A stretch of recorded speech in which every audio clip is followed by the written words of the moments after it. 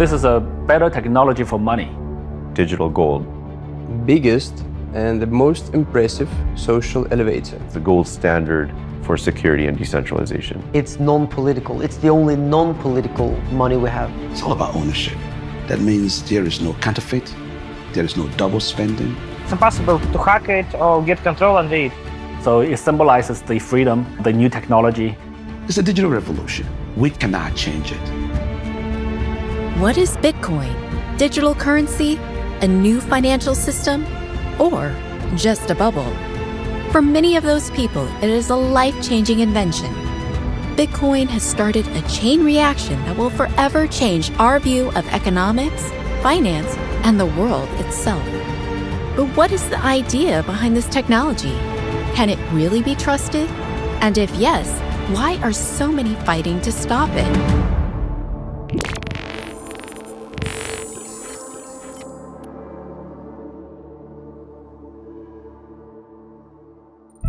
It all started in 2008. The world was in the grip of the global financial crisis. The stock markets tumbled, banks collapsed, the economies of entire countries crashed. Families all around the world were left without homes and livelihoods. It wasn't the first such crisis, and as we all know, it wouldn't be the last. But when it comes to trust in the global financial system, the 2008 recession became the last straw. That's when the Bitcoin Code was published, with its creator, Satoshi Nakamoto, whose identity still remains a mystery, saying he had found the solution to this vicious cycle, a system that no longer requires trust in governments, banks, and national currencies. And the idea has resonated with many. And I discovered Bitcoin through a philosophical reasoning. I was a very big proponent trying to figure out a way out of the debt-based economy system that's plaguing our economy today in the world. And I was looking for something like Bitcoin for the longest time. We came together, we said, this Bitcoin idea, it's a pretty good idea. And we started buying it, we started trading it, we started building businesses. I put my whole life in the industry in 2013. It's like a hedge against the monetary system, and everyone who knows about the monetary system knows that eventually it has to fail. Money is printed, and we are losing our purchasing power. That it's like a whole system to redistribute wealth from the poor to the middle class to the rich. Currently, your money is not your money. The digits in your bank account do not mean that you truly own that currency. Efficiency, security. Look at all the banks have been hacked. You see hotel, this hack, this hack. Those are double spending. Those create inflations. Inflation is one of the center topic, and it is crazy right now. Most people don't understand inflation. 30-something% of the US dollars printed during the COVID. I don't understand why people don't understand this. When you print 30% more money, and if we don't get it, then we become 30% poor. The effects are not immediate because we look at our bank balance, it still stays the same number, but the price, inflation is going to kick in and the price is going to go up, and our purchasing power will decrease by that amount at least. Cryptocurrency is honest money, something that was lacking in the world before. It's because of this that few governments and banks are ready to let it in.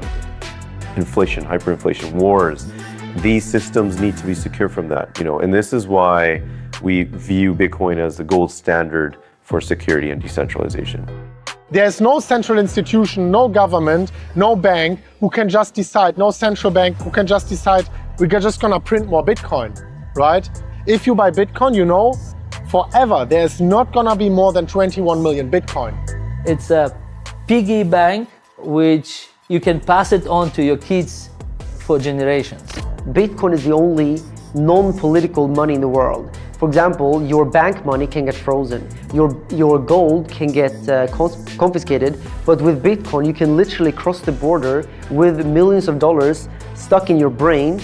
It's revolutionary, and Bitcoin has no political attachments. It's on the blockchain, it's open for anyone to use, it's not possible to censor. So I think that the more uncertainty we see around the world, the more people will wake up to the power of Bitcoin, because they will see how the current financial system is breaking right in front of their eyes. But how is Bitcoin different from traditional financial instruments? In his Bitcoin white paper, Satoshi Nakamoto explains his goal was to create an electronic payment system based on cryptographic proof instead of trust. Every bank, every company, enterprise, every regulatory body has a decision-making center. But the main idea of the blockchain, the core technology behind Bitcoin, is decentralization. It's a peer-to-peer network where you don't need a bank or any third party. There's nobody to control, coerce, or corrupt it. The majority of the regulatory financial institution is based in United States. Probably this is not like a big problem for people in United States, but for rest of the world, it's very hard for people to get access to financial institutions like banks, insurance, funds, and most of the financial institutions don't want to serve developing countries and poor people. But I believe blockchain is a solution. I think banking system digging themselves out right now. It is rather difficult to open bank account if you have got some, I don't know, not useful passport. Cryptocurrency is one of the way how the banking system can change. They're unbanked in certain countries, they can't get access to banks, then this is a great fundamental way for people to have access to currency and payments, so they're able to live their daily lives without needing to have like proof of address or anything like this. So they can buy things and earn money from their business just using Bitcoin and crypto as well. So the power of Bitcoin is completely exponential. You control your money, and when you control your money, you will be able to control your mind, and you're able to control what you want and what you can do. Ultimately, in the decentralized blockchain system, no one has to trust anyone else. How does it work? Every transaction is a block that's recorded across a network of computers and added to the chain. Each member has a copy of the chain. This allows everyone to verify not just a single transaction, but to trace the whole history of Bitcoin down to the very first one, made by Satoshi Nakamoto himself. It is fundamentally a better technology. So what internet did for information sharing, blockchain is going to do that for money. And I think the impact for this new technology change is going to be bigger than the internet. I think Bitcoin definitely started the revolution. They have created a sturdy, very secure system, which is not true for most of the currencies globally. In blockchain, you can follow every transaction. You can find out how clean the pool is. It's hard money, it's secure money, it's non-confiscatable, it's divisible, it's transportable, it's censorship resistant. You can make a transaction, never anyone can take it back. It's basically giving you the power back, right? Your financial freedom, you can keep it in your hand and no one can take it away. It's very different with fiat, even with cash in your hand, right? With money on your bank account, you lose power, you give it away. It's not your money, it's based on debt. The reason of blockchain is no one is immutable. It's irrefutable. If I send you Bitcoin, no one can take it. That's power. No one can erase the ledger. That's power. Your money should work for you and not against you. I am like truly in control of my own money, and that's something that in this day and age that you can't necessarily say with certain banks and certain rules and regulations. Bitcoin and crypto really gives you the power of your own money, which I love. You have these hacks happening, you have state-driven attacks, you have governments trying to break these things, and when people want to use systems like that or store money or store value in systems like that, they start to cherish the aspect that it cannot be shut down. It starts with people not caring, to people caring but not realizing what's happening, to people realizing what's happening and cherishing that aspect of that system. So because they do cherish it, now we're seeing more and more awareness of the fact that there's a system that can secure money, value, information, yet it cannot be attacked by a single entity, and it grows above and beyond. We can build financial infrastructure, easy to get access, just like air, like food, will become like a basic need for a human being, and everybody can get access to it with almost zero cost. I'm really grateful to Bitcoin for how it's changing the world and for the new perspectives that it's bringing in for all of humanity. We can say that Bitcoin will save you from inflation, but we need to count on like 3, 5, 7 plus years anyway. If you will try to invest now, and if you will check maybe in 1 month, you could be in losses in 10-15% anyway. But in long term, Bitcoin is limited supply. It's 21 million. And it's decreasing now. It's really decreasing. 21st million will be mined in like 200 years, which is really supply and demand now. And Bitcoin will be valuable anyway. When you first get into the crypto market, Bitcoin is what you learn about. And it's only after that, after you've installed a wallet and understood how to buy Bitcoin, that you uncover all of the other many opportunities of this market. You know, as a Bitcoin user, that no matter who you are, where you're from, that system is going to treat you equally. You have equal access to me. Fast forward to 2022. Bitcoin has started a so-called crypto revolution. Over 300 million users are using more than 19,000 cryptocurrencies worldwide. Thousands of businesses are making crypto transactions. Yet, many people are still very suspicious and uneasy about the crypto industry. I understand how it is. First it was crypto, and then you think, wow, blockchain, then NFT, now metaverse. It's all coming so fast. I'm still starting to understand what is Bitcoin, and now there is NFT. Some say, no, please don't. Don't tell us about mining. We're generally interested, but we don't want anything to do with it. So if we collaborate, please remove mining from your projects. There are people like this who fear, who don't understand. Now, some of them are just being like Bitcoin, mining, cryptocurrencies. No, never. It's going to collapse. It's never going to work. Technology in this industry is not easy enough for the average people to use very securely. So there's a very steep learning curve on how to use this technology properly. So we want to share all of our best practices. So first of all, from Binance Academy, now we have about 500 plus different topics that we educate people on. It's completely free, and it's translated into 31 languages.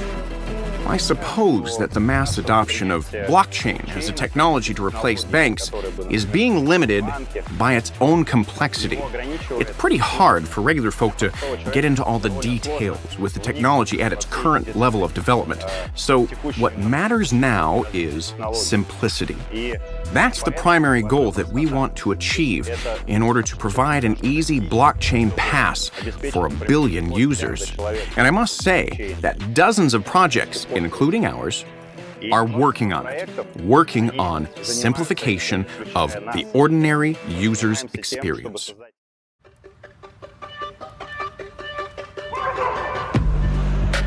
Crypto enthusiasts are eager to see mass adoption. However, one of the main obstacles in the way of their dream coming true are governments. The decentralized nature of blockchain isn't winning many fans among the world's powers that be. Bitcoin is challenging their authority to regulate and control financial flows. They view it as an instrument for illicit activity, exploited by criminals. Major economies are pushing back against blockchain, from crypto exchange restrictions in the US to a total ban on transactions and mining in China. The problem is, because in Occidental empires, the government central system feel like they have no control. Regulation is good if it's for tax purposes only, but now too, centralization is, we want freedom. People want to be able to have freedom of cryptocurrency like water and power. We're not saying government cannot regulate. If you make money in cryptocurrency, pay your capital gain. It helps revenue generations, but don't take the freedom from the people. But so far, I don't think any countries ban Bitcoin or crypto. Like some countries ban crypto exchanges, some countries ban ICOs, some countries have banned crypto derivatives. Some countries have even banned banks from working with crypto exchanges. But holding Bitcoin is, as far as I know, is legal in every single country in the world. Technology is evolving at a much faster pace than what regulators are doing. So I think the technology will always be a little bit ahead of what the regulations are. I think those frameworks are still evolving. It will take a lot of time for global kind of regulatory bodies to come together and create a global framework, because this technology is global. You can't stop it. You can't ban this technology. Well, regulatory bodies need to understand the growth curve that's happening. They need to get involved instead of try to stifle innovation and try to stifle. But at the same time, we have proposals to be able to allow for opt-in compliance. There are different levels of understanding of this industry by regulators in different parts of the world, or even in same parts of the world. Different people just understand it differently. We have guys who still, I meet people who still, they just have that mindset, which shows a lack of understanding of crypto. Then we have other guys who are like, we have other regulators who are totally into metaverses. And those guys who understand this industry well typically are very pro-crypto. They are really fighting with their colleagues to say, how do we adopt this better? Just a few years ago, few people could talk seriously about purchasing something with Bitcoin. But now, there are entire nations that have adopted Bitcoin as legal tender.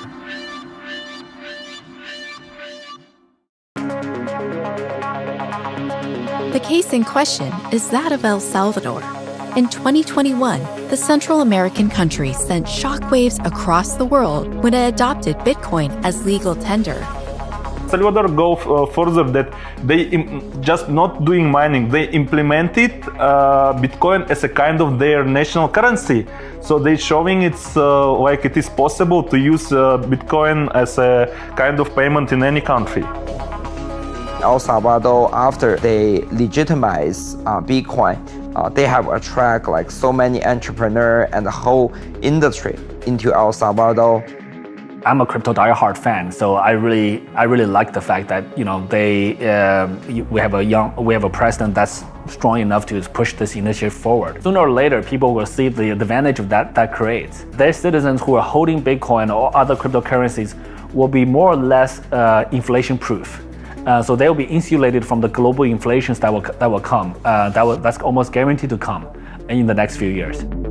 The legal adoption of Bitcoin and other cryptocurrencies will inarguably have a positive effect on both developing and developed countries. I think in the next 2-3 years, we will see more and more states provide like a very clean framework to legalize Bitcoin. We see, regulators in UAE, in other countries, they're wanting to attract this industry. They understand this is the future of economy. El Salvador has set a precedent that inspired many across the world. Crypto enthusiasts believe this is just the beginning of the blockchain era, which will see people from different countries and backgrounds uniting around the idea of the new digital financial freedom. After all, the main value of Bitcoin and any other crypto project is the power of the community. See, the good thing about the crypto market, the thing that you understand when you get in, is that it's not about Bitcoin or Ethereum or other tokens. It's about people, the power of the community.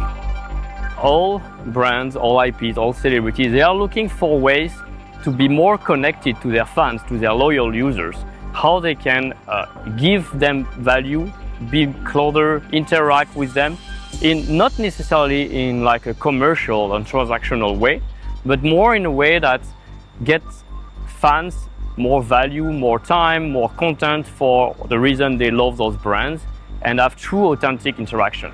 What is today is most valuable thing in crypto market is when you have big community, real community, which is supporting your idea. So it is creating big market cap and real transactions.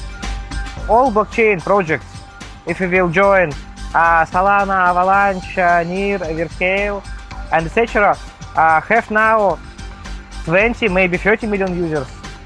It's nothing. It's nothing because we have 7 billion potential users. 7.5 billion people in the world. Only 5% interact with blockchain. That means the space is new. Anyone can dominate that space. And I say, why not us? In its 13-year history, Bitcoin has hit a number of bumps in the road. Attempts to alter the protocol, fights with governments, collapsing stocks. Critics predict the so-called crypto bubble will burst every month. Nevertheless, the dazzling history of Bitcoin's ups and downs shows that it has won its place in the world and is not going anywhere. Lots of the people has underestimated how much we can achieve in a long time. I think in the last 5 years, we grow from almost from zero to $2 trillion today. When Uber came out, people thought it was not going to survive. When Airbnb came out, It just shows that we are moving from centralization to decentralization, whether it's in finance, whether it's in entertainment, whether it's in the media. So money was the last thing to be digitized. We're definitely seeing the broader adoption of what those digital assets and currencies represent. We will see more tokenization of real things. I like the tokenization of real estate, just really nice things. So for example, realty, they're doing this in the US. I missed it in Dubai, I missed it also in Europe. Right now we see bank like JP Morgan experimenting already with Ethereum forks. And this is the future, more efficient financial system. Crypto banks are already like a common thing. Like we're not the only ones, we were one of the pioneers, but now many other banks, they have this similar approach. It's happening, it's already happening, and I don't think there is anything to stop crypto in this world anymore. This is here to stay and to be probably one of the main tools in our life. Layer 1 blockchains will essentially become like the new republics. These will be the new mechanisms where all the value is going to proliferate to. Just like Visa, MasterCard, but much more secure, without middlemen, take away the fees, offers economies of scale, so the more people use it, the cheaper it gets. I think that the convenience of digital assets is already clear for all to see. New things like stablecoins are really easy to use in business, and my guess is that 90% of all fiat will move to that sphere within the next few years. For the next 5 years, I believe crypto will become Facebook, become Instagram. Everybody will use it like every day. I already see this trend for younger generations. Some of them know crypto before they get their first credit card. This is the fastest growing and most promising market at this moment in history. This is going to be the biggest growth sector for what I can see in my life. So I think basically this industry has the most impact for the next couple of decades on human society. I think world will be changing, and cryptocurrencies will be like backend technology in all payment system.